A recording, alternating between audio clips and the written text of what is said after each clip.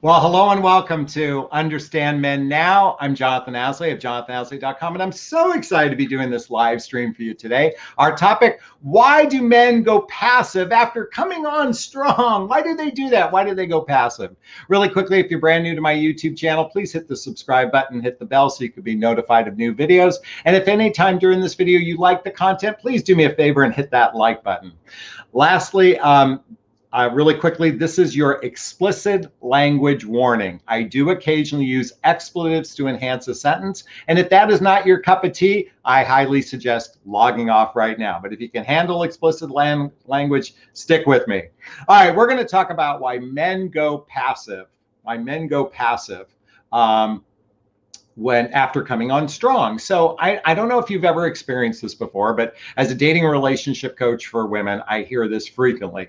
Why do men come on strong and then ghost and disappear and start to pull away and need space? Why does this happen? Why does this happen? And I think it's really important to lean into some of the causes that might make this happen. So first off, I want everyone to think about this. Well, let me backtrack for a second. Let me just say my typical audience is what I call midlife daters, and that's after baby making years and before retirement. So most of my clientele is somewhere between the ages of 42 or 69, not that that's an absolute. I've worked with women in their 20s and 30s, and certainly I've worked with women in their 70s. But I'm saying that's my general demographic.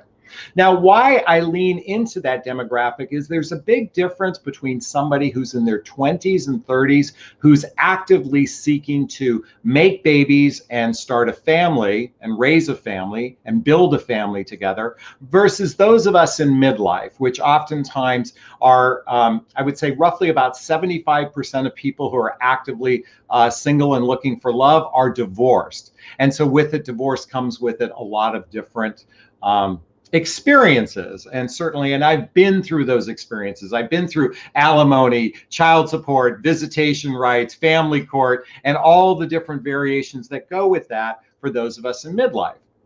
But let me go back to those in their 20s and 30s. So when a man is in his 20s and 30s and he truly is seeking a wife, he's actually, he wants to make babies and raise a family, not that he would make the baby, but he wants to have a partner to make babies with. He's on the hunt for a wife. So there's a different mentality going on for somebody who's younger who wants to start a family, because it's really about building deep roots together. It includes buying a home together and commingling their finances together. And really, when it comes to raising children, there's a co-parenting effect going on. So that's what's going on in the consciousness of someone in their 20s and 30s. Now, I'm not to suggest that men in their 20s and 30s don't come on strong and become passive. But when somebody is actually being intentional in the process, it's quite a bit different than what happens to those of us in our 40s, 50s, and 60s. Because the reality is many people who are in their 40s, 50s, and 60s are actually relatively wounded from their past experiences. Given that 75% of people are divorced, there's possibly a deep wound that's prevalent in their life, which makes it very difficult to actually lean into this desire of wanting a wife. Okay, and I'm going to explain why that's so important in a second as well. So what's happening is, for most people in midlife, is they're actually seeking connection and sex. They're seeking connection and sex, okay, with a little bit of companionship thrown in there. They want to connect with another human being because they feel like, because I think it's natural to want to connect with human beings. It's just natural to want that and to have that physical aspect of it. But what's happened in midlife is that many men and women alike have a lot of stuff in their lives. We call this stuff baggage, right? We call this baggage, but I'm going to call it luggage. I'm going to call it stuff in our life. It could be we're dealing with work pressures. We could be dealing with a nasty ex-spouse. We could be dealing issues with our children. We might have issues with elderly parents. So all of this stuff starts to accumulate in our lives. So we're seeking, so here's the thing. A lot of that stuff precludes someone to actually go into deeper intimacy. I'm going to repeat that. All that stuff that's accumulated makes it difficult for many people to lean into deeper intimacy. And what happens with a lot of men and women alike is that when that stuff reaches a certain point, okay, let me go on the camera, it reaches a certain point. This is how much stuff I can handle in my life, okay? But I want connection, I want sex. So men traditionally aren't thinking about all that stuff when they're on the hunt for connection and they're on the hunt for sex. This is why you women hear this all the time. Men love the hunt, men love the chase, they're all about pursuit. You know, that's what men are after, or that's what men do. Well, yeah, when we're on the hunt for connection and sex is a lot different when we're on the hunt for a spouse. And what happens in midlife is most people aren't really on the hunt for a spouse. They're on the hunt for connection and sex. So remember I talked about all that stuff in his life. So let me give you a diagram. I'm going to have you look at this really quickly. And I want you to look at, this represents the man and his stuff in his life, okay? Now, this diagram represents, as an example, of a woman and her stuff in her life, okay? Her stuff in her life, okay? And this represents how much a man can handle stuff in his life. Okay, so it's slightly above where he's at now. It's slightly above where he's at now. That's how much he can handle. But when you take your stuff and his stuff together, it's this. And you see this line right here? The minute it becomes over that line, we pull away, we retreat, we run away, because we can only handle so much emotional responsibility. And what happens is, yes, I know you think that when we come on strong, we're like, I want a relationship. I want a relationship. Like, that's what you think we men are hunting, right? You ladies think men are hunting a relationship. That's such a crock of shit. Now, I know some men want a relationship, but for the most part, when someone's on the hunt, they're hunting, they're hunting, they're hunting. We're driven by our physical need to want to connect with another human being and to be physically intimate with another human being. And usually once that physical intimacy has been reached, in other words, that sex happens, then we start entering into the next phase of what something we call relationships. Okay, we call this relationship when two people have decided that they're going to engage in regular sex together. Today we call that relationship. 100 years ago, it used to be you had to get married to get laid. Okay, so the ultimate was commitment before you get laid. Now, first, most people can get laid within 3 dates. It's called the 3-date rule, right? Most of the time these days, within the first, second, or third date, a lot of people have sex. Now, not all people, and a lot of women do actually hold out for a little bit more. In fact, I would say that while the 3rd-date rule probably isn't as prevalent as it was 10 years ago, I would say these days, most people are having sex between the 3rd and 10th date, maybe the 6th, 7th, 8th, 9th, 10th. Right? And then if they decide to engage in a regular sexual practice, they're in a relationship. And they might even go so far to call themselves boyfriend and girlfriend. Okay? So now you're boyfriend and girlfriend, you've just had sex, the guy's been satisfied, he got his accomplishment, he got what he hunted for, and now you're starting in a relationship.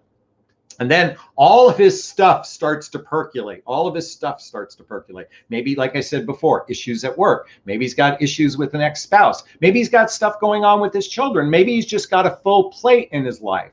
And then you have your emotional stuff. But you see, he wasn't prepared to take on that difference. See this chart? He wasn't prepared to go from here to here. And then when that happens, it becomes a weight on our shoulders. It's a heavy weight on our shoulders, basically being responsible for whatever emotional needs another person has. And this causes many people to retreat, to pull away, to take space. And this happens frequently when they don't return phone calls and that sort of thing, is because most human beings can only handle so much emotional responsibility. Now, some of you might be thinking, well, what about us women? Well, that's a great question. I honestly believe that maybe because women give birth, that you have a capacity to handle, I'm not saying this is the case, but maybe you have a capacity to handle way more emotional responsibility than us men. So this is where you get confused, because let's reverse this diagram. This is you and this is him. And you're going, this is me, this is him, but you're going, I can handle this much. Okay. Well, this is the big difference between, and when I say men and women, look at, I don't want to make this a gender thing, but I'm just going to say, this is just traditionally any human being, man or woman alike, many can only handle so much emotional responsibility. I do believe women tend to have a capacity to handle more than men, because most of us men were taught to stuff our emotions, taught to stuff our feelings, because it demonstrated a level of weakness. But the reality is we can only handle so much of your emotional needs. Maybe you need to be loved and supported because you're going through an issue at work. Maybe you need to be loved and supported because you've got an ex-spouse that's angry and mad with you. Maybe you have children that have special needs and that sort of thing, and you need some loving support. But if someone can only handle this much, you just have to remember, he's got his own life too. So there's only so much a person can handle. Now, why am I sharing all this with you? It's first to create awareness, the understanding that this is what happens frequently. And we can judge someone, well, if he can't handle my stuff, then I don't want to have any part of him. Well, that's one way of looking at it. But I'm here to say is it's very human nature to not be able to take on more, bite off more than you can chew. And why a lot of men don't lean in past this is because we don't want to make a promise we can't keep. We don't want to make a promise we can't keep. This is why casual relationships are the predominant form of relationships today, because casual relationships basically say is, I'm going to take care of my needs, you take care of your needs. I'm going to be focused on my own self, you focus on your own self, and I won't be able to take on much of your needs. This is why casual is the more prevalent relationships. The hard part for many of you ladies is you're in a casual relationship believing it's a serious relationship. I repeat that. You're in a casual relationship believing it's a serious relationship and that he would naturally, and many of you ladies, and I'm going to tell you, ladies buy into this stupid fucking narrative of, well, if we love each other, everything would just magically work out because love solves everything. Where did that ever, love does not solve everything. It doesn't. I mean, it has the capacity to, there's no doubt about it. But what really, here's the thing, if a person can only handle so much emotionally, that's all they can handle. It doesn't make them a bad person. It just makes their reality true for them.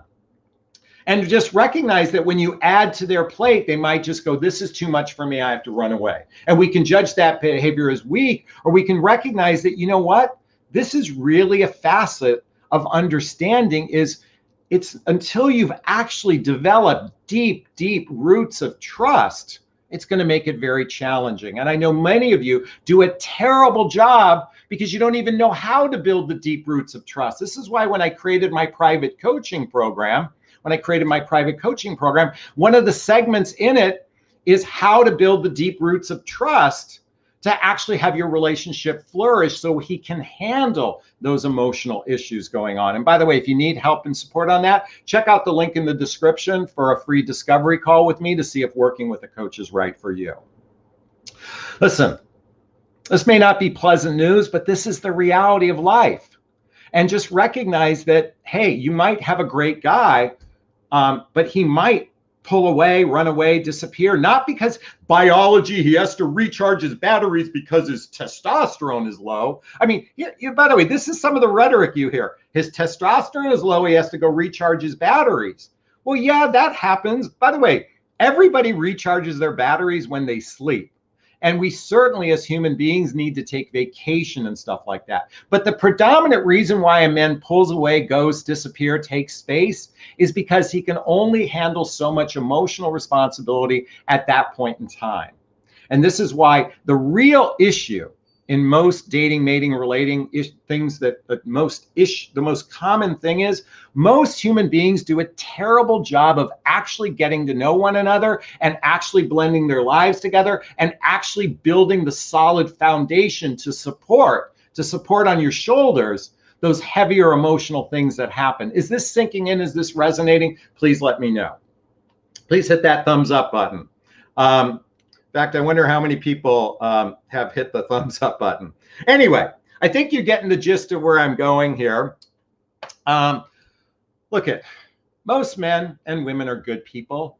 Most good men and women have weak emotional skills. They have weak emotional skills to be able to increase that number from here to here. Okay. Doesn't make them bad people, but this is why I'm such a big proponent of what I talk about in my book, What the Heck is Self-Love Anyway? It's a journey of personal development, self-help, and spiritual work, so you can actually shore yourself up from the inside out to be able to handle more and more emotional responsibility, which even includes a partner in your life. And if you're not choosing people like that, then reach out to me so I can teach you how to do a better job choosing people and how to vet for emotional maturity. Okay? Check out the link below to my book, to my podcast, to my membership group, and also to a free discovery call. All right, this is the time we're going to start to take questions. So really quickly, if you have a question, post the word question, then write the question thereafter, or you can purchase a super sticker or a super chat, all fun, and then post your question inside the super sticker, super chat. All the funds from the super sticker, super chat goes to a foundation I'm created for my son Connor, who passed away. The foundation's it's called Salty Love, after his nickname Salty. And the idea of the foundation is to create a scholarship fund for those folks who want love and support in the area of personal development, self-help, and spiritual work. So again, you can purchase a super sticker, a super chat, or write the word question. But now it's time for Q&A. So let's take questions. Right. By the way, thank everyone for on right now. So, well, Lisa says, so what's the solution? You know, I wasn't here to share a solution. I'm just here to point out what's actually going on. The most important thing, Lisa, and that's a great question, what's the solution? The solution is don't give your power away to another human being. See, ladies, you know, he came on strong, you got excited, you feel like you're in a full-blown relationship, but many times you're expecting the man to either lead the relationship, take charge, or you give your power away to another human being. And then you get frustrated when he pulls away. You just have to recognize that that's almost an inevitable. Human beings can only handle so much responsibility unless the deep roots have been created. So one, you have to learn how to develop the deep roots to trust, but also at the same time, not be attached to an outcome, whether or not he wants to be in relationship with you when he does pull away. Okay? Because when you love on yourself, listen, ladies, I've heard you tell me over and over, but I'm in love with the guy. Well, if you're in love with a guy and he doesn't want to be with you, you should actually love him through that instead of judge him through that. If you said you loved him, then you have to be able to love all of his choices, even the ones you don't like. Now, I'm not saying you shouldn't have healthy boundaries and healthy standards. That's not what I'm talking about. But if someone moves on and you loved them, you should wish them well. I got off on a tangent there, Lisa, but I think I'm giving you some gist of what I think the solution is. Or maybe just don't put a lot on his plate until you've developed the deep roots of trust. Okay, maybe you just don't want to put a lot on his plate until you've developed the deep roots of trust with each other by being intentional in the process of dating, mating, relating. And by the way, if you really want to understand some of the emotional issues that come up, I highly recommend reading the book 8 Dates by Dr. John and Julie Gottman. 8 Dates. This will give you insight into what's most likely is going to cause your breakups. Okay. Now, why you want to read this is a book you buy 2 copies. You give him a copy, you give a copy. By the way, ideally, you want to do this before the penis ever goes inside the vagina and start reading it together so you can prepare to be in a healthy, happy relationship with one another because you're doing the work right from the get-go. But Jonathan, isn't the dating process just about being fun and having a good time and just have a good time? And I just sit back and I'm just going to sit back in my feminine energy and just have a good time. By the way, ladies, when you sit back in your feminine energy, when you're with a narcissist, you're about to get ready for a big smack upside. I changed subject and went to a narcissist. But here, sitting back in your feminine energy is a recipe for disaster. Let me tell you what's more important. Leaning into your sovereignty, leaning into your self-worth, leaning into your self-esteem, and actually leaning into the idea of co-creating a relationship together. That's why purchasing this book is a lot healthier. Because leaning back in your feminine oftentimes just sets you up for failure. I went off on some tangents there, but that's my typical MO anyway. Thank you so much, Lisa. I appreciate that. So if you have a question, post the word question. Oh, here we go. And thank you for the super sticker. Mystic with lipstick. Writes, question, Jonathan.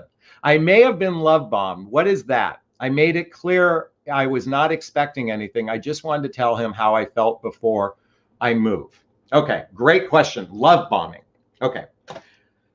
Let me tell you, love bombing, I've done this so many times I can't count. When a man is driven by lust or limerence, Limerence,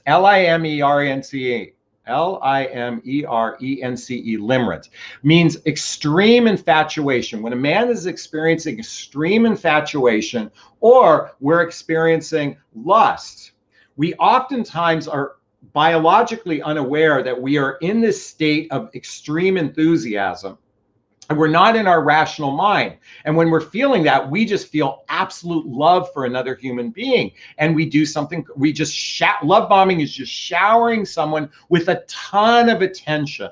Now it's wrapped in good deeds like, I want a relationship with you. I can see a future with you. Oh my God, I could see us getting married. Oh my God, you're the most amazing person on the planet. Oh my God, I've never met a woman like you. In fact, I've dated hundreds of women. You are the most different. You're the unicorn from them all. Have any of you heard that? I know I've said it. I've said it dozens of times. Not because I was, quite frankly, I wasn't in my right mind. When we're in lust or infatuation, we're literally out of our consciousness and we're literally driven by the biology or within us. And we'll do whatever it takes to quench that lust drive. And that's where love bombing oftentimes starts from. An unhealthy, unconscious approach to dating, mating, and relating. So now here's what I have to say. What about the woman who accepts love bombing? Well, she's got to take ownership on her part. I'm going to tell you something, ladies. What do men think about on every first date? What's the one thing on their mind that every single man on the planet thinks about on a first date? He wants to have sex with you. We are lust driven. Okay, so you got to take whatever comes out of our mouth with a grain of salt, because it's not real until you've actually developed the roots to trust in a relationship. And that takes somewhere between 3 to 6 months at a minimum. So just recognize that when that happens, that does not mean true love. True love happens, listen, true love happens when the person you're with is going through chemotherapy and you're wiping the vomit from their face. That's true love. True love is being there for your partner when they're going through a tough time. I had one client who she just started dating a man, and 30 days into dating, her son had an accident and died. Same as my son, same age, same issue, same thing happened. And this guy just stepped right into this relationship because his emotional response, he could handle more emotional responsibility than the average guy. And he leaned into with her and he totally supported her. And within 8 months, they got engaged and they got married, or within a year, they got engaged and got married. So I'm here to say that a lot of times we can only handle so much.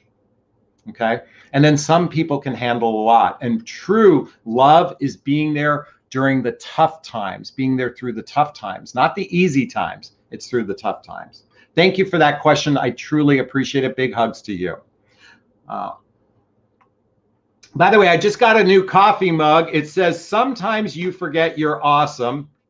So this is your reminder. This was a gift from one of you out in the YouTube universe. On my website is the address to my company, and she out of the blue, I got this sweet gift from one of you beautiful souls. I can't thank you enough. I mean, I got to tell you, lately I've been getting a lot of little gifts in the mail. Thank you from the bottom of my heart, and I love my new mug and a reminder that I'm awesome. Thank you so much.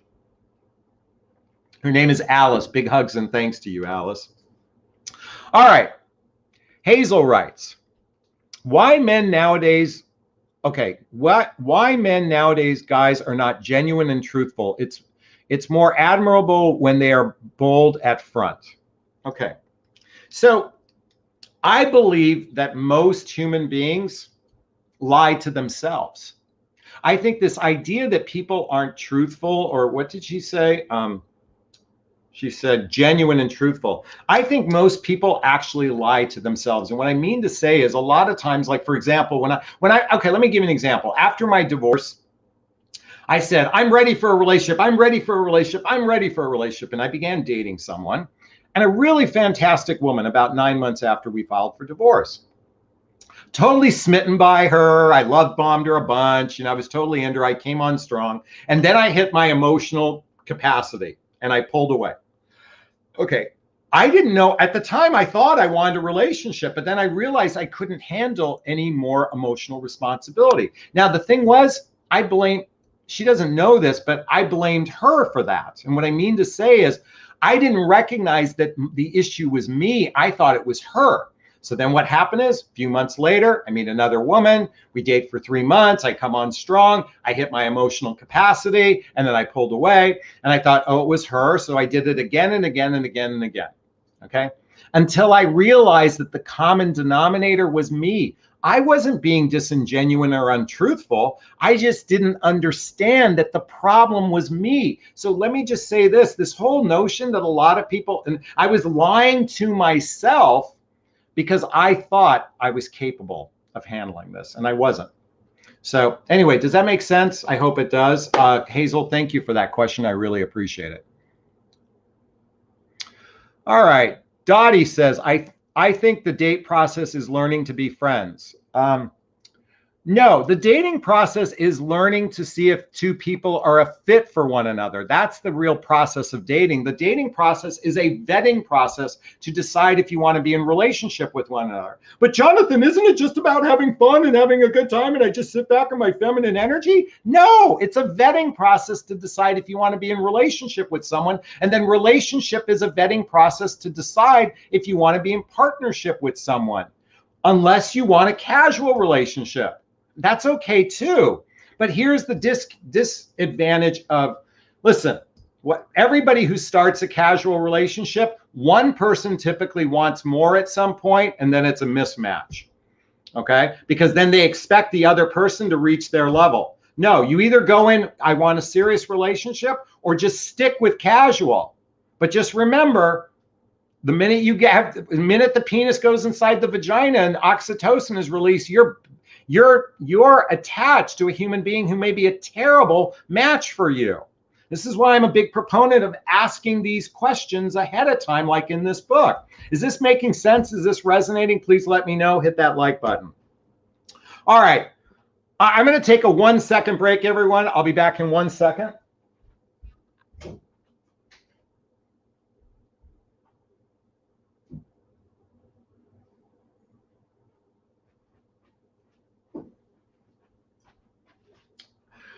My feet were cold and I wanted to put on slippers. Even though I have socks on, my feet were cold. Or I could have said shoes, and I said slippers because I wanted something furry and comfortable.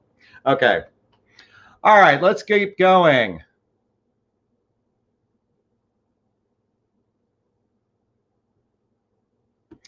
Jenny writes, dating is true compatibility. I'm intentional that I'm seeking a serious relationship. Yes, dating isn't true compatibility. Dating is a process to determine if we're compatible with one another. That's the process of dating. Thank you so much.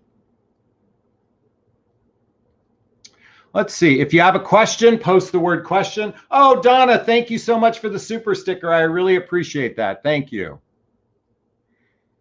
All right.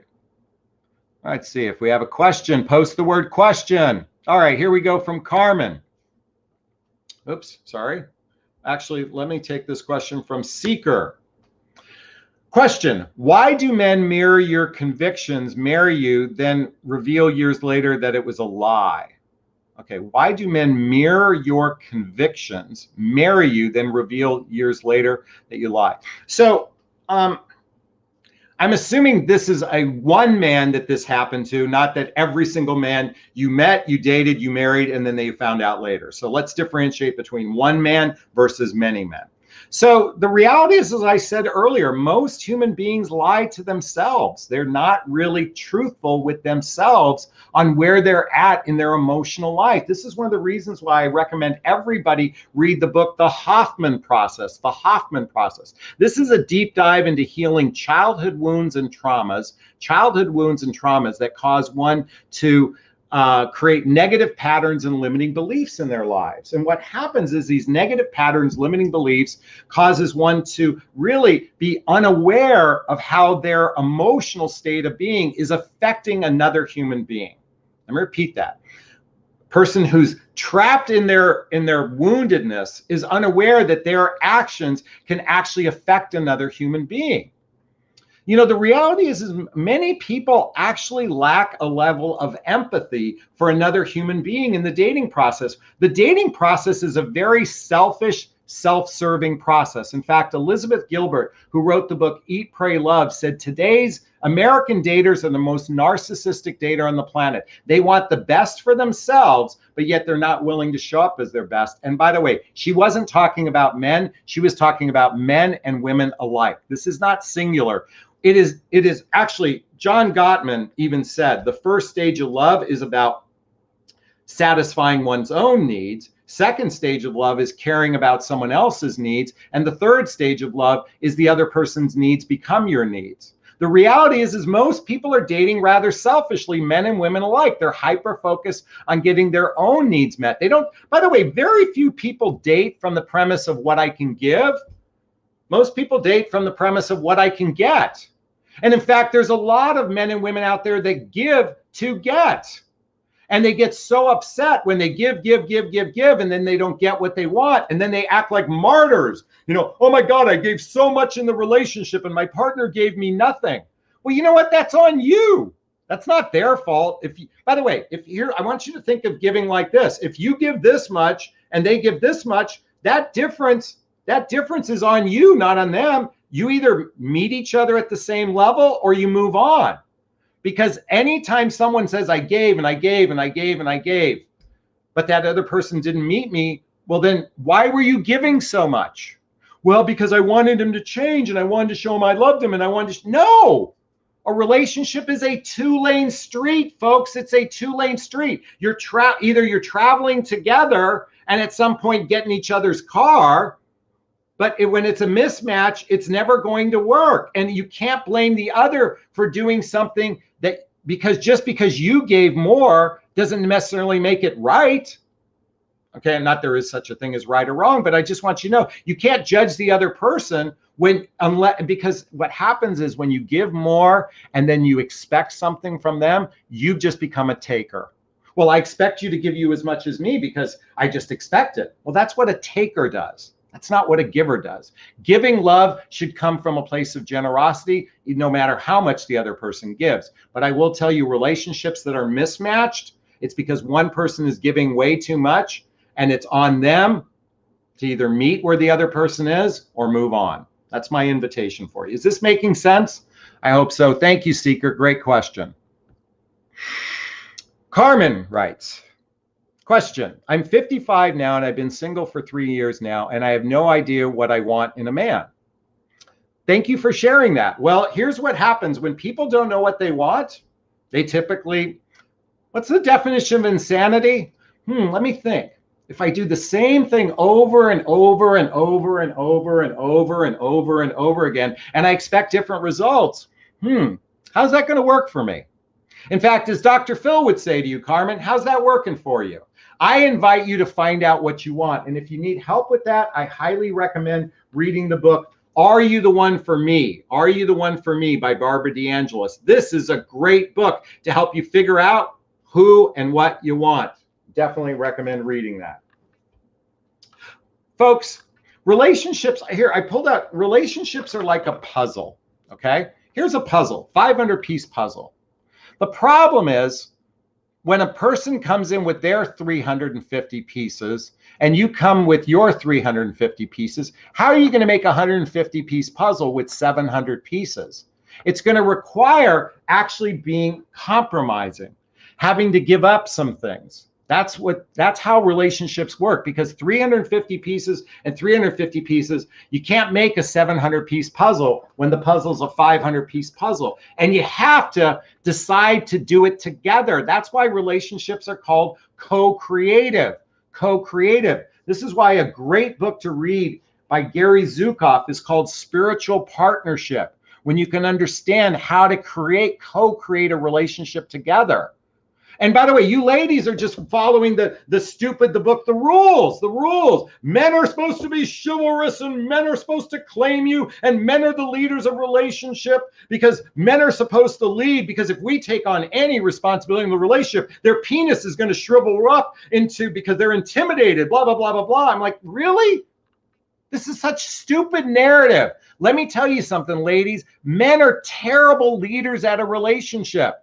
They're terrible leaders, partially because they don't do any studying of what it takes to be in a healthy, happy relationship. So the minute you expect the man to be the leader of the relationship, you're giving your power away to another human being. That's not going to work in the long run. Is this making sense? And by the way, why is the #1 search term? Why do men ghost? Why do men disappear? Why are men passive when they come on strong? And you want these people to be the leaders of your relationship? To me, that's the definition of insanity. Relationships should be co-creative, done together. Is this making sense? Is this resonating? Are you getting this? I hope so. All right.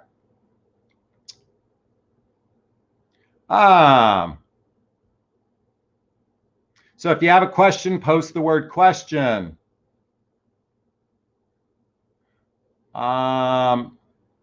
Okay, Vanessa writes, question, is it natural for men to lose attraction in a long-term relationship? I've been married with my partner for 25 years, and I would love so, and I would live so.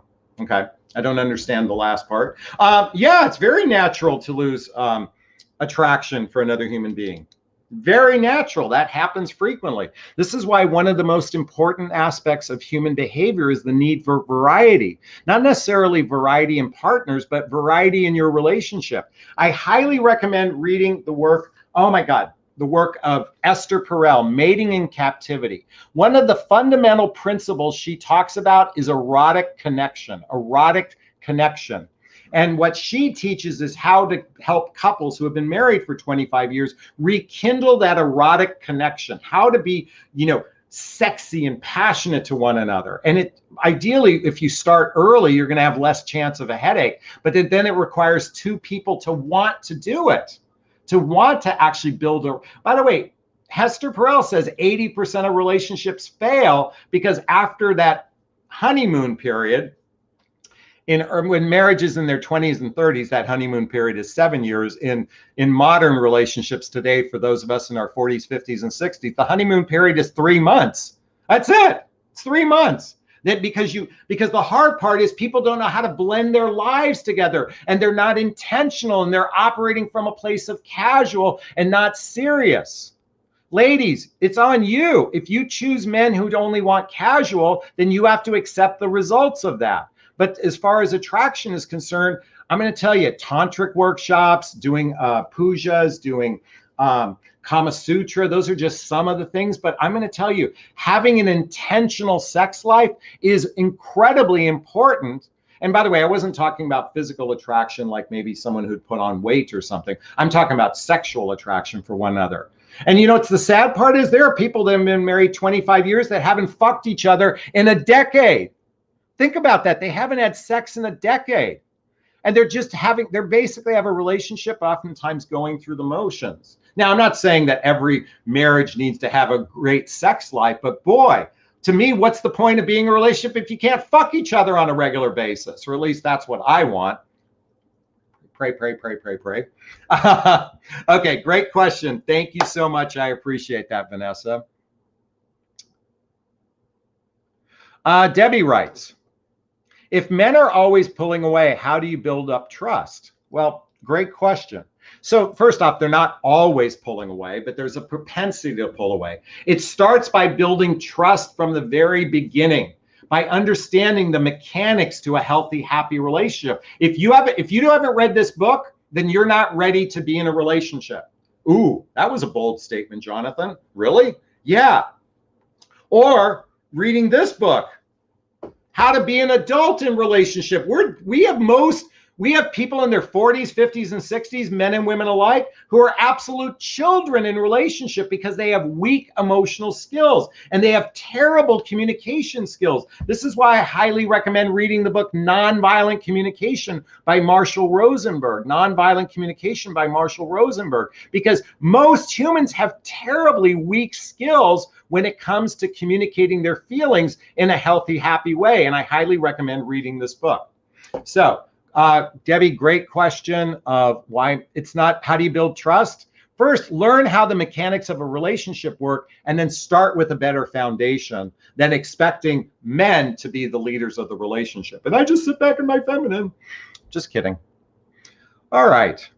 By the way, folks, is this resonating with you? Please give me a thumbs up. Let me know, or write an amen in the comments so I know this is resonating with you.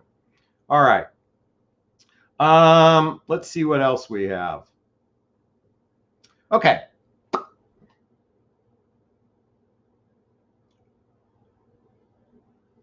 Yvonne says, I'm a giver and I don't regret it. If it's not appreciated, it's not on me. Why should I feel any less for genuinely giving love unselfishly? So I am not against people who are givers. I'm a big proponent of givers. My question is, if you're not receiving love to the same degree, do you have an expectation of another? And then do you judge the other for not meeting that expectation? And then do you throw them under the bus? And then do you become a martyr saying, I gave, I gave, I gave? So really, that's what I'm addressing, not the actual act of giving, because love is all about giving. Love is all about giving, and the capacity to be able to receive as well. So Yvonne, thank you so much. I appreciate that. Sheila writes, I'm so happy to finally catch you live. Thank you so much. I appreciate that.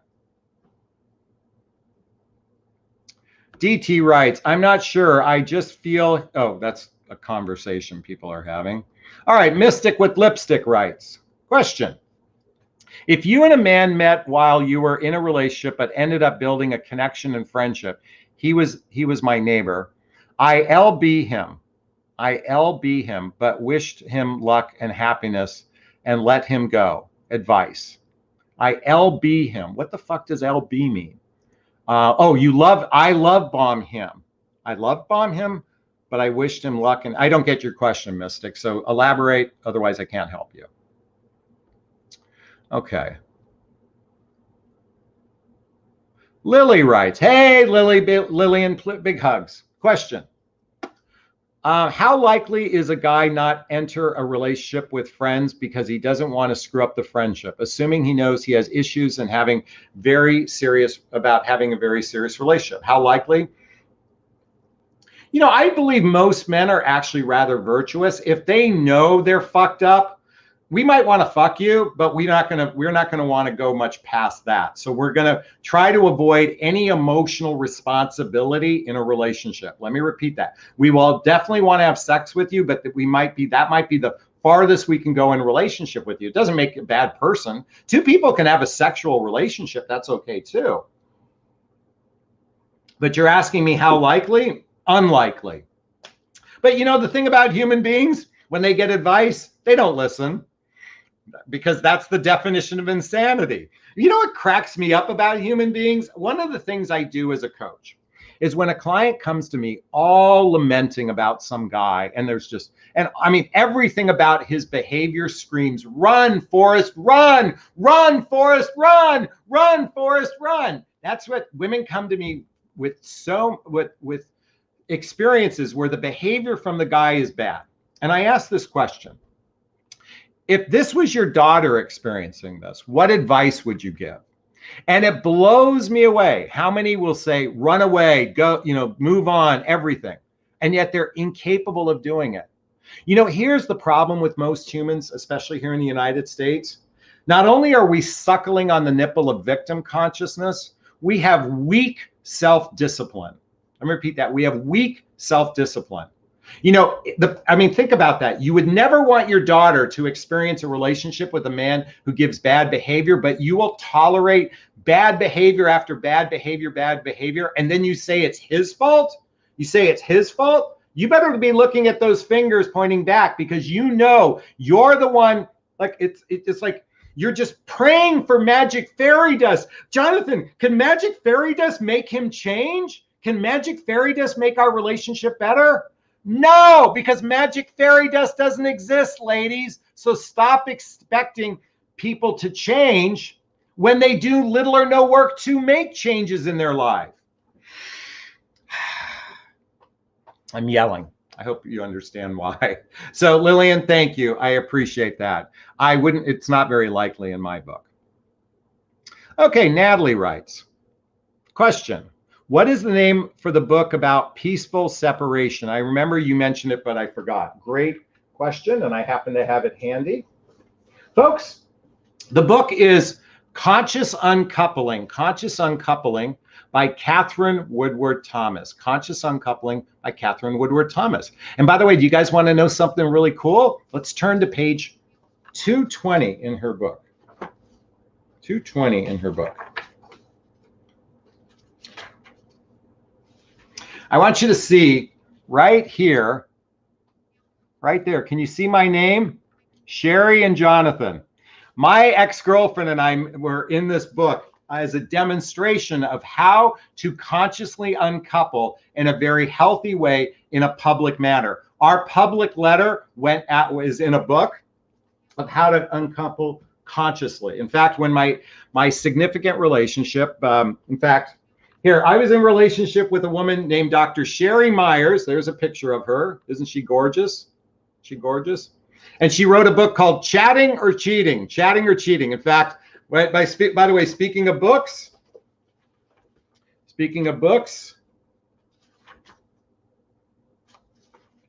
hold on one second.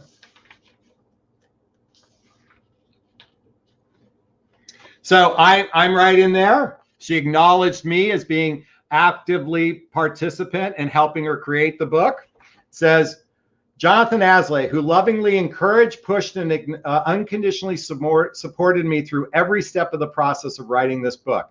Thank you for shining your beautiful heart light, holding down the emotional fort, and continually believing in me. You showed me firsthand what it means to live the words, I am here, you matter, we are important. While that relationship didn't work out, and by the way, I have no regrets. It was the most beautiful relationship I ever had at that point in my life, and I needed that relationship to get to this level of where I was at. I was a train wreck when I met her, and she lovingly supported me through one of the toughest periods of my life, and I'm very grateful for that, but we weren't meant to go the distance. But what we did was we did a very beautiful conscious uncoupling. And what that really means is we agreed that, you know what, we may not be a good fit for one another, but it doesn't mean that the love has to go away. And we have since transitioned to what I call family. And a lot of you would say, don't be friends with an ex. I'm here to say bullshit to that. You know what? Two people can still care for one another and be in each other's lives like we are family. And let me tell you, this woman we had ended our relationship in 2017. She went to the hospital when my mother was passing away and visited her because we broke bread with my mom frequently. And she was so there for me when my son passed away. I am here to say, when good people in your life, you don't have to end a relationship just because you don't choose to be in romantic relationship with one another. Most people need to end relationship because they don't have the emotional maturity to lean into being family with one another. But I can tell you I am so grateful she's in my life. And we still can, by the way, she's in a fantastic relationship with a guy, David. David is her partner. They live together. In fact, he took a picture of me while I was staying at their home for a weekend. And that back cover right there, David Feder, Sherry's boyfriend, great guy. And I'm friends with him and I play golf with him on occasion. My point in sharing this with you is it's the exception. It's not the rule. But I'm telling you, two human beings can end a relationship very lovingly if they're emotionally mature. Only emotionally immature people have calamity when they end relationship, but emotionally mature people, that's how they end relationship, a very conscious uncoupling. So thank you for that question. I really appreciate it. Okay. I see we have a super sticker, so hold on a second. Here we go. Mystic with Lipstick writes, I became friends with my neighbor while I was in a relationship a few years ago. I've been trying to face my fear of expressing my feelings. Okay. I became friends with my neighbor while I was in a relationship a few years ago. Well, you know, chapter 1 of my book, speak your truth, do it with kindness. And later on in my book, if it's sincere and from the heart, you can't say the wrong thing to the right person. So here's the thing. One of my favorite lines is from the movie Shawshank Redemption. Does anyone remember the movie Shawshank Redemption? One of the lines is, get busy living or get busy dying. If you have feelings for someone, express it. Just know that they may not have the same feelings for you. So you have to be able to accept that if they don't feel the same way, that's okay. But if you have feelings, by the way, ask yourself, you just have feelings for someone. That just means you care for someone. Does that mean you want to be in a romantic relationship with them? Does that mean you want to have sex with them? Does that mean you want them to be partners in your life? Does that mean you want them to be sitting by your side while you're going through chemotherapy and wiping the vomit off of your face? Is that what you're talking about? What is it that you want? I understand you have feelings, but let's look at it beyond that. What do you really want with this person? And be realistic about it, because unrequited love is on you, not on him. Unrequited love is on you, on him. And by the way, I want to invite you to look at it and ask yourself, is this a mature feeling I have for this human being? Is this a mature feeling? Or is this my little kid going, I want attention, I want attention, I want attention? Because oftentimes that's what's really going on. And I invite you to look inward through self-love to see what's really coming up for you. That's my invitation. Thank you so much for that question. I truly appreciate it. Okay. Oh, part 2. I love bomb, telling him how I feel about him. I just want insight from a man's perspective on the situation, so I don't love bomb anyone. Help. You know, self-discipline requires, look at, if you're impetuous and love bomb someone from a needy place, from an unhealthy place, I invite you, this is what I would do. I would do a deep dive in the work of the Hoffman process to find out what's going on the inside. I invite you to read the book, The 4 Agreements, The 4 Agreements. I highly recommend reading this book. And then I recommend reading this book, How to Be an Adult in Relationship. Read these 3 books and then tell me if you love bomb someone going forward. Because here's the thing, only a child love bombs, not an adult. An emotional, let me say this. An emotionally immature person or a child is who love bombs. An emotionally mature person knows how to pace themselves, okay? It's on you, it's not on him. Thank you so much for the super stickers and everything. I really appreciate it. Scoop writes, 100% agree. I used to go on vacation with my ex-boyfriends, exes, on all our kids. I'm friends with them still. Yeah, look at Demi Moore and oh fuck, what is his name? Demi Moore and Bruce Willis. You know, they're very friendly to each other, you know, because they recognize that there's something greater than themselves. Only children care about their own needs. Adults go, you know what, I'm going to look beyond this and look at the bigger picture. And by the way, we can actually have healthier relationships when we approach love from a place of maturity rather than a lack of maturity, which many people are faced with today. And this is men and women alike. Women are just as bad at this as men. Okay, Jacqueline writes, question. Says he wants me in his life and future, but yet he hasn't made plans to see me the past couple months. At the beginning, he wanted to see me all the time. So, Jacqueline, I'm going to assume that there's distance involved because, okay, but if there's not, By the way, his silence or his inaction is a decision. You're just not accepting it. Let me repeat that. His inaction is a decision. You're just not accepting it. If someone is, by the way, ladies, why are you choosing these kind of relationships? Either relationships are being built together, or you're active passive. Why do men go passive? Well, because they don't want to build a relationship with you. I repeat that. Only passivity comes from someone who doesn't want to build a relationship, or they lack the emotional maturity to be in a relationship. They don't know how to be an adult in relationship. Start reading all of these books and you'll be better prepared. And here's the thing, before the penis goes inside the vagina, ladies, before you guys fuck each other's brains out, why not start reading this shit together? But Jonathan, that will turn a guy off and he'll run away and get scared. Do you want him to get scared before you fuck each other, or do you want to have a deep, intimate relationship only to find out he runs away scared? Figure this shit out early. Let me tell you, you know how a steel sword is made? It's through the fire. You have to temper it. You have to slam it together. That's how you make a beautiful relationship together. It requires being intentional from the very beginning. Now, look, I know we've heard many people who are in healthy, happy relationship that did none of this. Well, that's because most of those people were emotional grown-ups. But the sad reality is, for those of us in midlife, we are in a pool of emotional immaturity. So you have a choice. You can pray that you get the right person, or you can be prepared. Do you know what luck is? Luck means opportunity meets preparation. I'm telling you to be prepared. And then when the opportunity arrives, then go for it. Is that making sense? Does that sink in? Does that resonate? I hope it does. Thank you, Jacqueline. I appreciate that question. Scoop says, be mature. Amen. I love this sentiment. I too think that it is possible, conscious uncoupling. Amen. All right.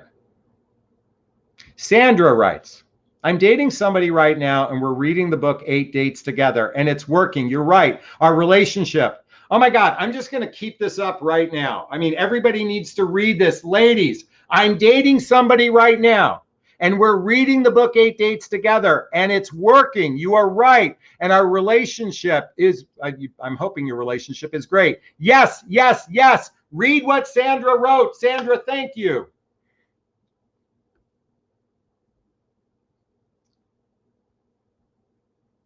Great. Oh, she wrote it again. Thank you so much. Scoop says, amen. All right, let's see what else. If you have a question, post the word question and write the question thereafter. We're going to take a few more. Meilua says, Jonathan, you rock. Thank you so much. I totally butchered your name. I hope you understood what I said. Big hugs to you. Thank you. Oh, okay. Sunshiny one. Question, how do you date being disabled these days? As soon as they find out I'm on a disability, they're no longer interested. My friends tell me to say I'm a pet rescuer, but I can't bring my friends tell me to say I'm a pet rescuer. So I don't know what your disability is. So, so let me just say this. You know, I know many, I've had clients who have been in wheelchairs that found love. I've had clients who have had double mastectomies who found love. I've had women with speech impediments find love. I had one client who had a big scar right down her chest find love and get married. Okay. The thing is, not everybody can handle a disability. Remember I talked about remember I showed the emotional responsibility? If so long as your disability doesn't affect him and his life, then I would just say to you, express what it is, but just let them know that you are responsible for your life and you're managing your disability. And so long as it doesn't affect his life and he knows it, you have a better chance of maybe progressing past the initial stages of the dating, mating, or relating process. And I would start off as friends with one another. depending on what your disability is. Is it something physical that you can see right off the bat, or something internal? But just remember this, as long as your disability isn't I was about to use the word imposition, I don't like that, isn't dramatically affect his life, and you can simply say, I'm managing my disability, that's the way I would approach it. Okay, I hope that helps. Sending you a big, gigantic Jonathan Bear hug. Thank you for that question. All right, Jennifer says, LOL, I love your bluntness. Thank you, Jennifer. Big hugs. Vanessa says, you're so funny. I love it. Thank you so much. I appreciate that. All right, we've got time for one more question. Shiny says, thank you so much. Sunshiny says, thank you so much.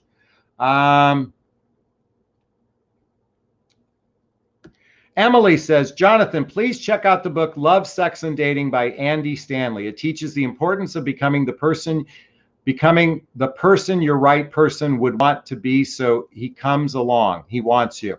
Definitely will check that out. Thank you so much, Emily. All right, you know what, folks? I think this is a good time to wrap up for today. Hey, listen, I hope you got a lot of value. I just want to remind you, men who go passive, why do they go passive when they come on strong? Oftentimes, their capacity for handling emotional maturity or emotional responsibility is here for them. Let's just say it's here. Let's say it's here for them.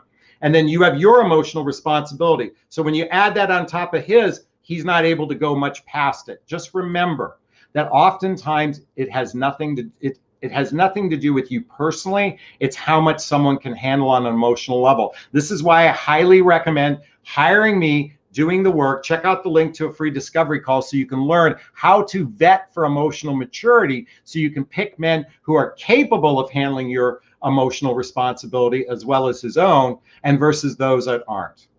I hope you found value today in this live stream. I want to thank you all from the bottom of my heart. If you have any questions, post a question. Later, I go back and read them in the comments section. I'd love to hear your thoughts on all of this. And I'm going to wrap up this video as I always do. First off, giving myself a big, gigantic Jonathan Bear hug of self-love. I'm going to reach into the camera and give you a hug of love. I'm going to ask you to turn to a friend, a pet, a teddy bear, a pillow, and give it or them a hug of love, because hugs are a great source of love. And let's face it, we could all use more love in our lives. Thanks a bunch. Bye-bye now.